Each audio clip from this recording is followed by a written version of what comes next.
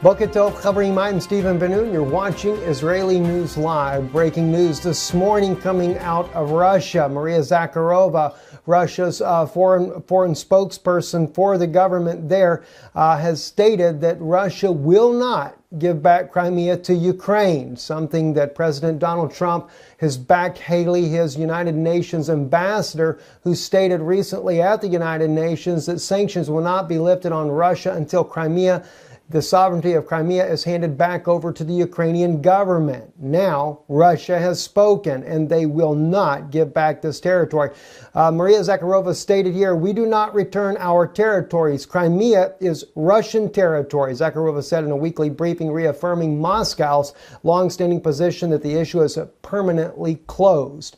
Where will that leave the rest of the world? How is that going to leave President Trump? He again is standing in the breach as John F. Kennedy was, and you're going to see in this broadcast here in just a moment, much like JFK, who stood up against the government itself back during the 60s, and how he went against the CIA, the FBI, and was overturning all of the intelligence agencies and trying to bring down the corruption of the government, ended up costing him his life. Now Trump is faced with the same situation. Not saying that he's a saint by no means, but the point being that we are seeing more and more evidence that does suggest that there is something going on in the background to try to topple him from power.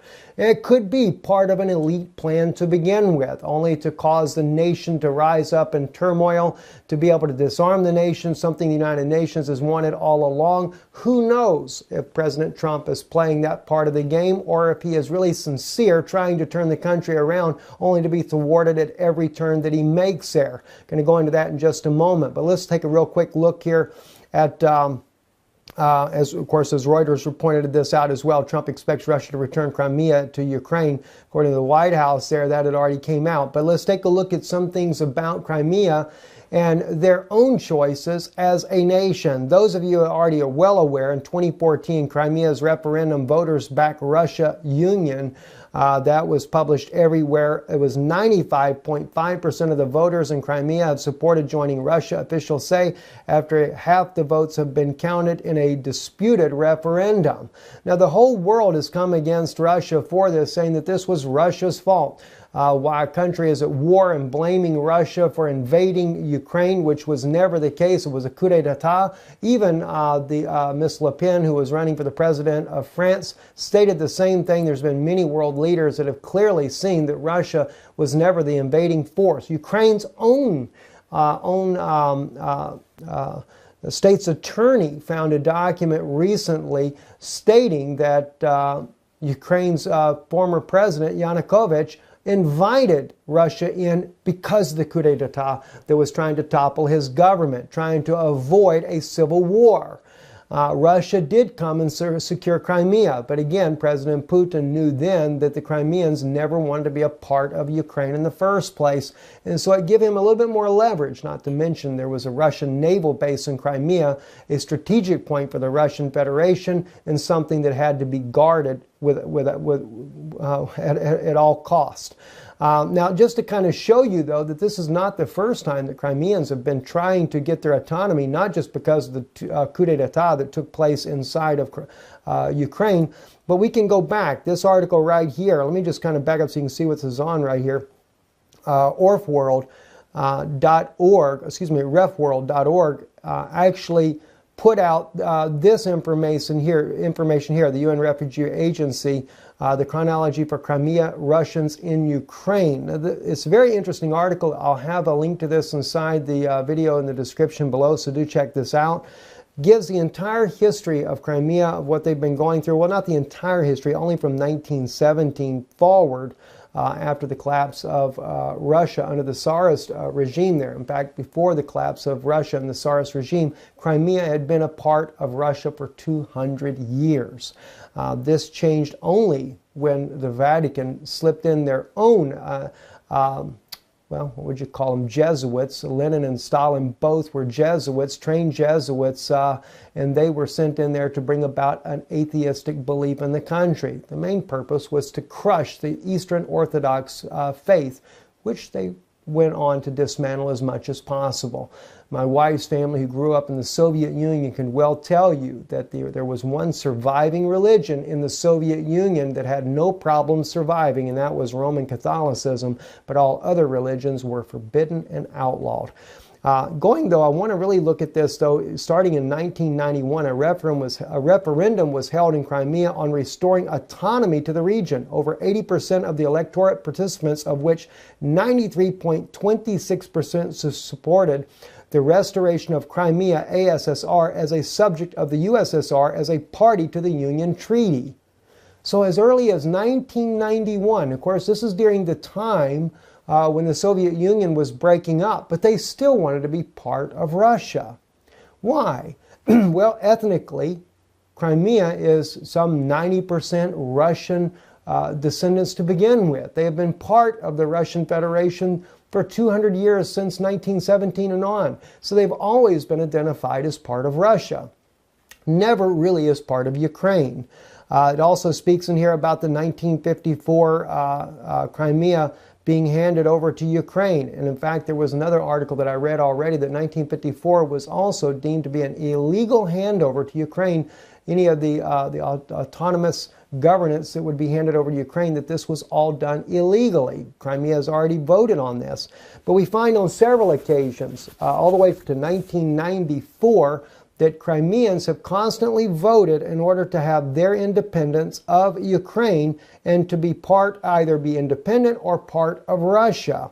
And this is something that was continually stamped out by the Ukrainian government, and they just never have been able to secede from them. But yet they have tried over and over and over to get away from Ukrainian rule. Well, mainly because we see a lot of fascism in Ukraine. And this is not what Russians want to be a part of. This is something that the Russians fought against in World War II, and something that Ukrainians absolutely have no desire to be a part of. So you can take a look at this article. Very interesting. It shows all the different times that they tried to vote for their independence. But it was never really granted until 2014, when the nation goes into a civil war of sorts because of the breakup of Ukraine and the toppling of the coup d'etat. Then Ukrainians begin to fight against each other, more so on ethnic lines, the Russian versus the non-Russian Ukrainian citizens that begin to fight with one another. Moving on into other news here, InfoWars. Russian insiders fear Washington establishment will assassinate Trump. This is something that has just come out that came out yesterday by Paul Joseph Watson there. It says Russian insiders are fearful that Washington establishment will attempt to assassinate Donald Trump, according to a magazine with deep ties to the globalist elite. Wouldn't doubt it. The Illuminati, the elites, all of them are nothing but a bunch of devils to begin with, and I'll have no part of any of that. The revelation is buried deep within a foreign policy article about how the Kremlin is confused about how to respond to Trump's role as a revolutionary insurgent with a mission to dismantle America's old regime. From conservatives with Russian policy makers and experts, the article makes it clear that power players in Moscow are concerned about Trump even being able to see out of his first 4 years in office. Well, it seems to stand true, as we mentioned to you already. I know some people don't like it when I compare him to JFK, but if you look at the things that are going on in the Trump administration and not just look at Trump as the man himself, maybe you might begin to realize that he is acting more like JFK, especially those that he has appointed, some of the ones that he's appointed with him, such as the case of Michael Flynn, the general that has now been let go by the administration. This article here on Bloomberg, written by Eli Lake, was interesting. Can't say I agree with everything that Eli has to say in his views here, but one thing he does bring out is the political assassination of Michael Flynn. And what's interesting is some of the sources that he spoke with here, as he actually begins to uncover a pattern of things that is actually going on. He states here, Representative Devin Nunes, the Republican chairman of the House Permanent Select Committee on Intelligence, told me Monday that he saw the leaks about Flynn's conversations with Kislyak as part of a pattern. There does appear to be a well-orchestrated effort to attack Flynn and others in the administration, he said, from the leaking of phone calls between the president of foreign leaders to what appears to be high-level FISA court information to the leaking of American citizens being denied security clearances. It looks like a pattern. Now, the interesting thing, though, that a lot of people are not aware of is that Michael Flynn was very much looking at trying to revamp the FBI and the CIA. He was very much like that in the days of the Kennedy administration, to completely turn it inside out and try to rid it of all the corruption that it has to begin with.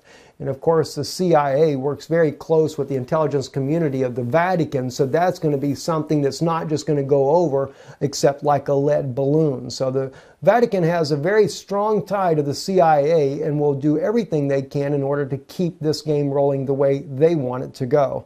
If you get down closer to the end of the article, this is when you really begin to realize, like it says in Paul's article over here, what Paul writes about here, Paul Watson, that is, that Trump is the target. Notice what it says in the closing of this article here. In the normal times, the idea that the U.S. official entrusted with our most sensitive secrets would secretively disclose them to undermine the White House would alarm those worried about creeping authoritarianism.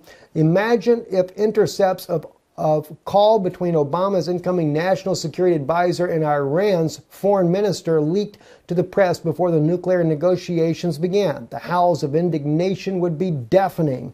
In the end, it was Trump's decision to cut Flynn loose. In doing this, he caved into his political and bureaucratic opposition. Nunes told me Monday night that this will not end well. First it's Flynn, next it will be Kelly Conway, then it will be Steve Bannon, then it will be Ryan Priebus. He said, but another way, Flynn is only the appetizer. Trump is the entree. So clearly they're after Trump. And of course, Steve Bannon is definitely a target, even though he is a Catholic himself. The Pope himself is not very favorable of Steve Bannon. Why? Because he is very much after Pope Francis and trying to say that there has been an overtaking of the Vatican by the Jesuits themselves. Well, he's right about that, but doesn't matter which side of the Catholic authority takes power, one way or the other, it's all for a new world order. The U.S. media reports on Trump's links to Russia's intelligence laughable, citing no facts, says the Kremlin. But of course, who believes the Kremlin in the first place? Not to say that there's not a lot of truth that the Kremlin has stated, but my point is that's the very cliche that has become in Western media. Everything that RT says or the Kremlin says, they consider to be laughable as well. But the thing is maybe the Kremlin is actually telling some factual information. It says Moscow has criticized a news report alleging associates of Donald Trump had numerous contacts with Russian intelligence during the election, with the Kremlin spokesman complaining that it's hard to distinguish fact from fiction in the U.S. media lately. That even goes back to Flynn, Michael Flynn himself. The thing was the conversation was disclosed to the public of what was actually said. And yes, Moscow's own man actually asked about the lifting of sanctions. But Flynn did reply to him. That will be something that we will discuss with the administration once he is in full power. All right, so the thing is he didn't break any laws, and that was something that was also acknowledged. But they say that Flynn was a concern. But kind of like the article that is written here, that we saw here on Ref World. You can, excuse me, not Ref World there, but the article that was written about this to begin with, you cannot help but wonder, the political assassination of Michael Flynn, that there is a conspiracy to take Trump out. If you ever want to talk about bringing about a new world order, that's what really concerns me there. It seems, though, that Trump is really trying to do good for the country. Maybe not in every way that I would like or you would like, perhaps, but the thing is, it seems that he's trying to do good. But those actions, and especially if something were to happen to him personally or derail him, not even taking the worst that is considered here by Paul Joseph Watson, saying that they would like to assassinate him, but what if they were to take and bring him down out of the presidency because they tried to falsify or link a tie to Russia directly and then say that he is not fit to be president and then impeach him? That would definitely cause a major uproar in the United States. That's exactly what the New World Order would like. They're trying to show that nationalism does not work. And they're trying to do it and not have a war. But at the rate that they're going in the background, Trump wanting to have good ties with Russia, but at the same time, the military establishment is not slowing down whatsoever on its troop buildup against Russia's border. Now Romania. Just last night, I got the information after our last broadcast that Romania has now received 500 tanks, troops, and equipment there. Armored personnel carriers. 500 in the country of Romania. Now, that doesn't say exactly how many the tanks were. It didn't differentiate between who was the number of troops and who was the number of tanks, etc. But the point is the buildup of military power that no doubt threatens Russia's security is something that's becoming of a grave concern. What will be next? And what is really pushing all of this to begin with? The elite of the world? Or is it demonic beings that are in control of the elite of the world? Or maybe are they the very demonic beings to begin with? You know, I have to always refer back. I cannot help but think of the very words of Paul written in the Bible when Paul made the comment, "We wrestle not against flesh and blood, but against principalities and powers and wickedness in high places." I have a feeling that some of these movies they brought out here in the last decade or so here about an alien invasion may not just be as far as fantasy as we think. And maybe these demonic beings, they call them aliens, I call it more demons, fallen angels, that have been trying to bring about wars here on this earth. We know that when there is a war here on earth, there's wars going on in the heavens above us there. Demons fighting against one another. Their kingdom is truly divided, and they're trying to bring down to this earth that division. And that's why they want to kill us off as well. Because why? You, as a child of God, are stronger than those demons are. They don't want you to know that. Think about the times when David faced the giants in the land in his day, the Nephilim. Joshua said, "We are greater than they are and more capable to take the land." Even he stood against these giants that were in the land there. These Nephilim, these sons of fallen angels that were still on the earth even then. I think we're about to be faced with something very similar to that. And by the way, I have to keep reminding a little bit. I will be doing so here for the next few days. We'll take a little break afterwards, but don't forget the meeting we have in Jerusalem. We are going to be dealing with what Israel is about to face. They are facing a tremendous, tremendous fight for survival. And Rome is looking to bring them down. And if the Pope of Rome said he would be willing to baptize aliens, imagine what the Pope of Rome is planning on bringing to Israel as a Messiah. A demon. A demon from another dimension, whatever the case may be. Is this what CERN's all about? I have no idea, but we are going to warn the Israeli community of just how evil. From a prophetic standpoint, we have seen biblical prophecies that have been unfolding. We've been sharing many of those here with you guys here. Some we have not shared, but we're going to share them with our Jewish brothers and sisters to wake them up because they're about to be in a fight for their life. You can be a part of that. Support it. You can even come to the meeting there. We do have limited seating available, but if you'd like to be a part, send us an email, stephenbenoon@gmail.com, and we'll definitely respond to you. If you'd like to support it, israelinewslive.org. You can go to our website there, you can donate there, or at the end of this broadcast, our mailing address will appear as well. I'm Stephen Benoon. You're watching Israeli News Live. Be sure to check out the channel you're watching this on. We do have friends that have permission to load our videos there, but you won't have the information necessarily unless they think to put it in there in the description below. So look to see that you're on Israeli News Live on YouTube. I'm Stephen Benoon. Shalom.